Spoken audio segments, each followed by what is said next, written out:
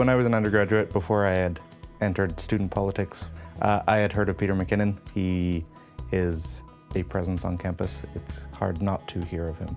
Peter has had a lot to do with the way that the university has climbed the rankings of universities, the way that it's gained more prestige. The relationships that he's been able to form and develop and maintain, I'm sure there are other people who could do it, but I'm not sure there's anybody who could do it better than Peter has done in the time that he's been. Peter has been enormously effective at enabling us to understand where our areas of focus should be. The one that is most important is the integrated planning process at the university. That starts with an understanding of the strategic directions of the university, but then you can take those strategic directions that have been basically bought into by all of the university stakeholders and then plan with that framework in mind.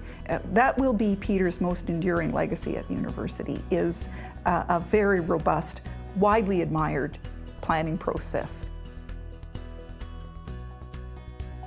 He's very charismatic. He seems to have the personality that he could capture the minds of all levels of people. He's level-headed. He knows. He went into the job as president knowing what he wanted for the university, and he saw it through. He's not political. I mean, he seems to be able to roll with the punches, and he participates regardless of what government is in power, and that's important because I think the benefit to the university pays off when you support whoever's in power. And I think his staff feel the same about him. I mean, they give their very best because he's Peter MacKinnon.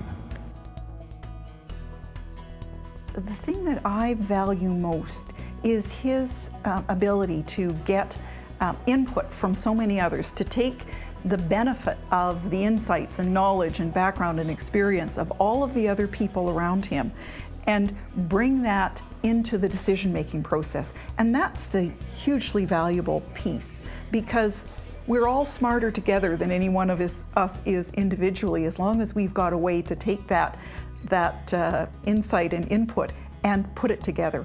And Peter does that brilliantly. I think that Peter keeps in contact with people. It's not just Saskatoon, and it's not just Saskatchewan. It is Canada-wise, and US, and wherever the students are.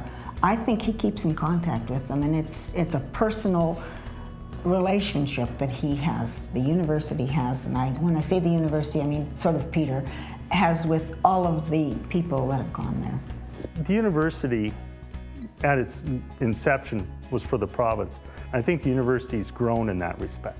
It has now, I think, very clearly seen itself as contributing globally to education, to exposure, to problem solving, to creation of sustainable solutions in a number of ways.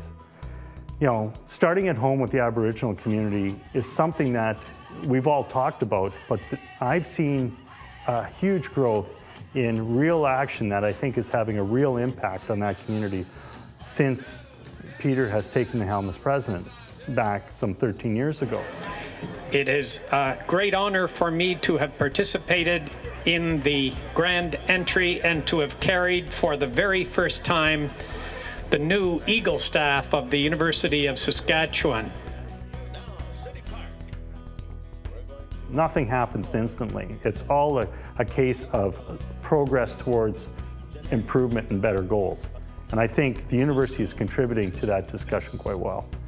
You know, seeing the campus and seeing the change in the ethnicity, you can walk in different places and sometimes hear 3-4 different languages, all coexisting, all peaceful, all in a learning environment that's safe and secure.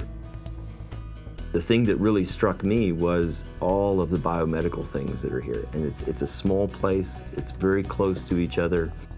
Certainly given the biomedical cluster we have, that there's an opportunity to be a leader in some things biomedical. I view Peter as being a visionary guy, and I think he's the guy who started that. certainly got me thinking that way. I saw the health science building, to see what they were doing and have it explained to you step by step what they were doing. You knew that there was somebody behind that was guiding them along the way. He's very careful about being reasonable in his approach, and for us to see exactly where the library is going to be, where the lecture hall is, and where the research section, and it's clearly a leader in research for our part of the country, and it made everything come together. And with the construction going on even at that time, we knew that they weren't going to stop then. So, I mean, it was easy to say it, we will be there through completion. We have been mightily served in this province, in this city, and at this institution by the visionary leadership of President Peter MacKinnon. So much has happened on this campus in almost every facet of the life of this institution, here and around the province, because of your leadership, sir. And we're indebted to you for that. Thank you very, very much. I believe the University of Saskatchewan is very, very well placed by virtue of its history, by virtue of its place in this city and in this province, by virtue of the support of people like you. The university is well placed to, I think, play a fundamentally important role as we build the Saskatoon and Saskatchewan of the future. I happen to believe the possession of natural resources in abundance as we have them is a tremendous advantage if we use them to build the future. And I have every confidence that as we experience what we are experiencing in our province today, that we will use the natural endowments that we have in this great province to build a sustainable and magnificent future. And I think the challenge to us all is to do that so that our children and grandchildren can look back 25 and 50 years from now and say, you know, they made the right decisions then. They knew how to build for the future.